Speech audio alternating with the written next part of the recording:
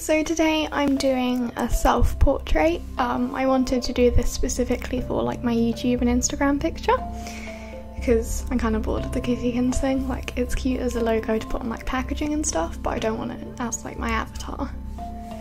So I inked this with the Zebra Fude Brush Pen in, I think, extra fine, and I think for a few little thin details I did use a Micron in 0.05, just for the really thin bits that I didn't want to accidentally make too big.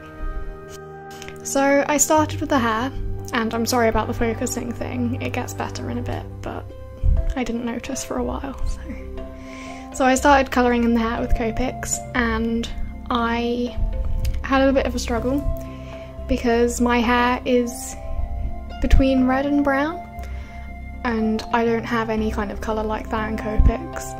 And looking online at colour charts, I couldn't see any Copics that were even the colour of my hair, so I had to mix a lot of reds and browns together to try and do it. And then I didn't have many dark reds, I only have one dark red, so that made it harder for the darker bits to still be red, and yeah, a little bit of a nightmare, but it turned out well in the end. And I'm just using the colourless blender to touch up any of the bits I've coloured out the lines of, which I do a lot.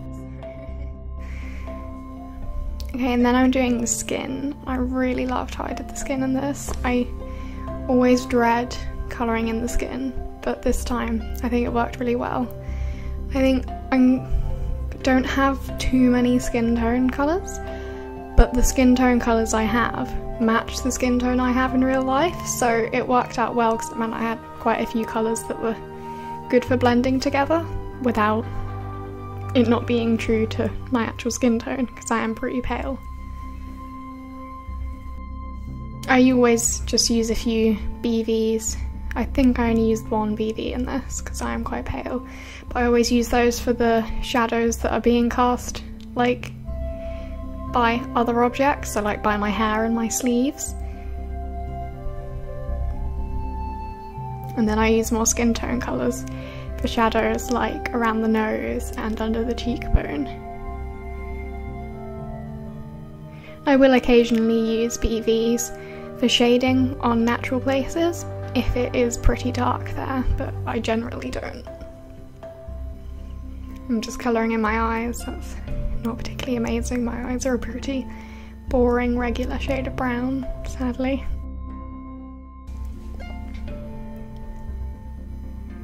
And then I'm just doing my lips. I didn't do any kind of lipstick or anything, so it's just quite natural pinky colours. And then I'm doing the dress, which again, this was a specific item of clothing, and I don't have any pens that colour, so I had to do a bit of a weird one where I don't have any, well, I have a couple of dark blues, but they're not dark enough. So I did a base coat of grey, and then I added a darker grey for shading. Oh wow, that came up perfectly in time. Great. Well, I added the darker grey for shading, and I went in with my darkest blue, and then I went over it all with my lighter blue. So it did come out the right colour in the end. I had a little test sheet next to me the whole time, which was especially helpful because I had to do this for both the hair and for the dress, so always handy to have a piece of paper next to you, the same type of paper, so you know exactly how it's going to blend and look on your paper. So you can kind of make custom shades if you don't have a pen that colour, or maybe the pen doesn't even come in the colour you want it to be in.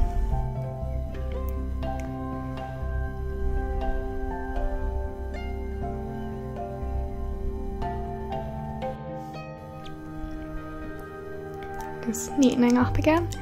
And then I did the background. I decided around me was going to be some of my favourite drawings that I've done, which was kind of difficult to do because they're all really tiny, obviously. So I did the best I could with Copics for colouring them in, and then I went over them with Polychromos just to add more detail, because obviously they're tiny and Copics are quite thick and they bleed a bit, so you can't really do the finest details. So this is the Forest Fawn Girl picture that I'm just colouring in now. Oh, by the way, I did add some more red to my hair, and I thought I was recording and I wasn't, so that's why the hair looks more red than it did a minute ago.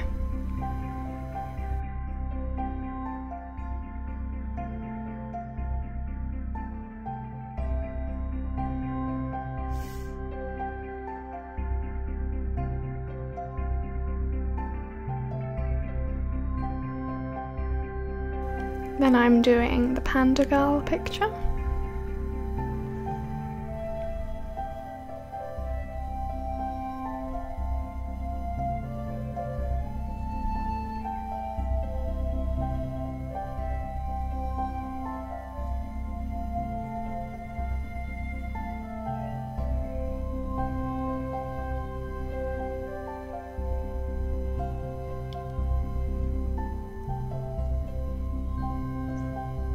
It was so difficult to do all of these because most of them were A4, so I went from A4 to like an inch or two tall because this piece of paper itself is only A5, so it was really difficult to do some of them. Some of them were okay because they were quite small anyway, and there wasn't too much intricate detail that needed to be continued. Like this Garden of Eden one had a lot of intricate kind of fine liner work in it, but I didn't need to add that for it to still look like the piece, so it didn't really matter.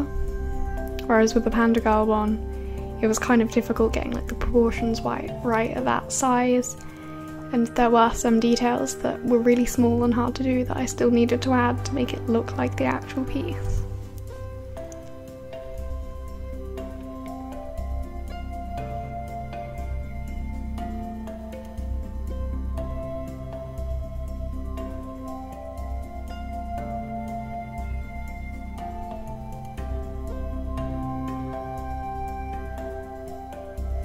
Then I'm doing the flowing galaxy piece. I've never done a galaxy with Copics before, and starting on a tiny scale was really not the best place to start, but it worked out okay. I mean, these aren't really the focal piece of the thing, they're still the background. The focal piece is the girl in the foreground, obviously, so it doesn't matter too much that it doesn't look crazy galaxy-like.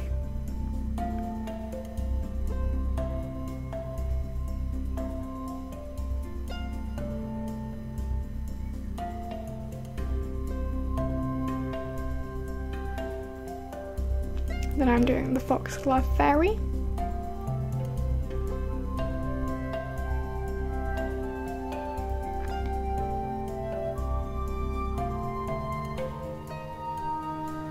This was kind of difficult to do as well because there were a lot of different watercolour effects in the original piece that were really hard to replicate with Copics, but I tried my best.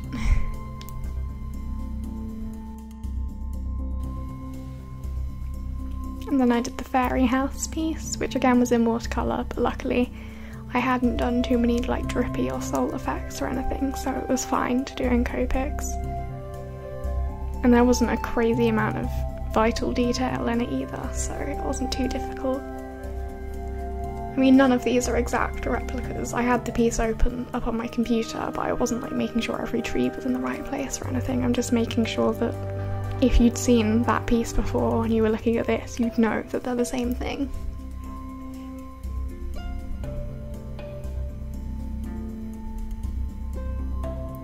And now I'm just going in with the Polychromos to add more detail onto each piece. Just kind of making the flowers look like flowers, making the hair look more like hair, and everything like that. I use my jelly roll a few times too, just to add little white bits, because a lot of the pieces I do have like stars and stuff in, so. I decided, because you're not going to be able to see this, I decided that I wasn't going to colour in the background because I wanted really flat colour, so that was going to completely drain one of my pens. But also, I didn't know what colour I wanted, so I decided to colour the white background in digitally, so then I can just change the colour of that whenever I want, if I want to use it for different things in different places with different backgrounds, so it blends in still. So yeah, that's why the picture at the end that you'll see has like a purple background, even though you don't see me do that here. It's just because I've added that in on Sai.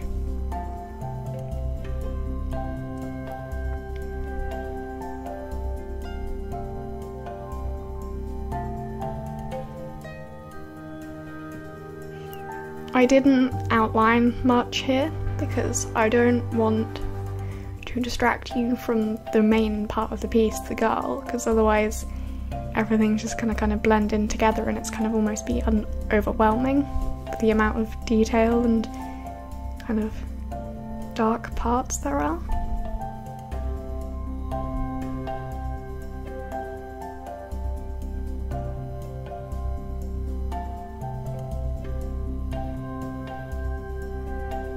So that's the final piece, and I'm actually really proud of it. I really like it actually, so yeah, thank you for watching.